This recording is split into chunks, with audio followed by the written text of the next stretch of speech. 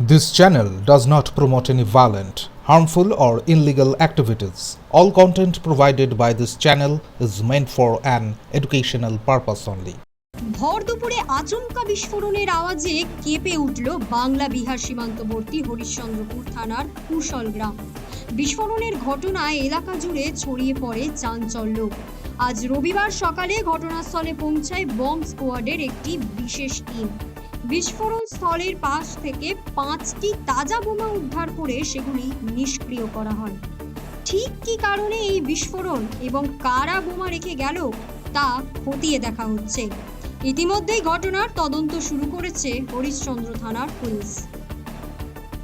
Bureau report, rising Bangla.